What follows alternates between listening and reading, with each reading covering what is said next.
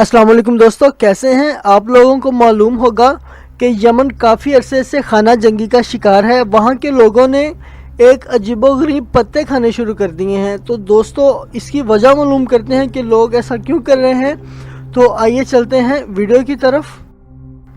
Yemen कई साल से जंग के बाइस कहत साली का शिकार है। रोज़गार के मौके ना होने के बाइस लोगों की क़ुव्वत ख़रीद ना होने के बराबर है। ताहम कई इमदादी इदारे कहत साली की कई और वजूहात भी बताते हैं। इमदादी इदारे यमन की कहत साली के दहाने पर होने को पहले ही सामने ला चुके हैं, जिनकी वजूहात खाना जंगी, सऊदी अरब की जानब से शुमाली बंदरगाहों पर घेराव और इंफ्रास्ट्रक्चर की तबाही, हौसी बागियों के ज़ेर असर इलाकों में मुलाजमिन की तनख्वाहों से महरूमी और मुल्क करेंसी की कदर मुस्तकिल कम होना ठहराया जा सकता है। इन तमाम मसाइल के बाइस यमन के शहरी ज़रूरत के मुताबिक खुराक खरीदने से कासिर हैं। इमदादी इदारे भूख व अफलास की एक बड़ी वजह कुछ और भी करार देते हैं, जिसे सामने नहीं लाया जाता। आइए हम चलते हैं उस वजह की तरफ कि वो क्या वजह है। बरतानवी जजीरे दी इकनॉमिस्ट की एक रिपोर्ट के मुताबिक ये वजह यमन का एक सब्ज़ पत्तों पर मुश्तमिल पौधा कात या गात है, जिसका शुमार मुल्क की सबसे ज़्यादा मशहूर मनशियात में होता है। 90% मर्द के साथ साथ हर तीसरी औरत कात को चबाती हुई नज़र आती है। जब तक इसमें से नशा आवर रस खून में शामिल नहीं हो जाता, इस नशा आवर पौधे को मुंह में दबाए रखा जाता है। गुज़श्ता दौर में एक बार इसके हसूल के लिए कोई मौका मुयस्सर होता था और वो ये भी मुल्क के शुमाली मगरब पहाड़ों के तक महदूद था, यानी कि वो मुल्क का शुमाली मगरबी इलाका था, वहाँ पे इसकी काश्त तक इसे महदूद रखा गया था, जहाँ कात पैदा होता था। लेकिन 1990 में ये जनूबी हिस्सों तक फैला और अब ये पूरे मुल्क में एक बड़ी मार्केट हासिल कर चुका है। मर्द हजरात खानदार पर रकम खर्च करने की बजाय इस नशे की लत को पूरा करने के लिए कभी कभी माहिना $800 यानी 80,000 रुपये से ज़्यादा तक की रकम खर्च कर देते हैं। इसके अलावा हिफाजती चौकियों पर अहलकार हथियारों और दीगर अमलाक की तलाशी की बजाय अपनी नशे की लत पूरी करने के लिए रिश्वत वसूल करते नज़र आते हैं।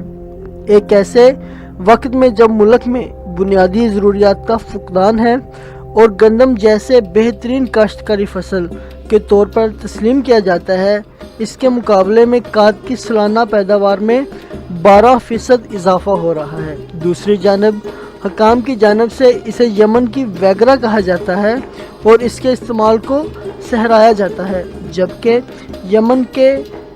यमन की फ़ौज के सरबराह जनरल ताहिर अली अल कैली का कहना है कि ये हमारी शराब है और ये मर्दों को लड़ने में ताकत फराहम करती है। जब यमन के सबसे बड़े सूबे हिजर अल मौत के गवर्नर ने अपने दफ्तर में इसके खाने पर पाबंदी लगाने की कोशिश की, तो इन्हें यमन के सदर अब्दरबा मंसूर हादी ने मिलने के लिए रियासत तलब कर लिया। वाज़ह रहे कि सिर्फ अल-कायदा को इस मंशियात पर पाबंदी लगाने में कामयाबी हासिल हुई थी। शुमाली यमन को कहत साली में सबसे ज़्यादा ख़तरात हैं, लेकिन हौसी बागी कात की काश्तकारी पर इतनी ही अपनी इजारादारी रखते हैं जितनी सदर अब्दरबा मंसूर हादी की मुल्क के तेल और गैस के ज़खायर पर रखते हैं। इसके बाइस दुश्मनों के इलाकों में सड़कें खुली रहती हैं और रोज़ाना इस फसल से भरे दर्जनों ट्रक मारब जाते हैं, जबकि कात पर टैक्स भी जंग में दोनों तरफ से कमाया जाता है।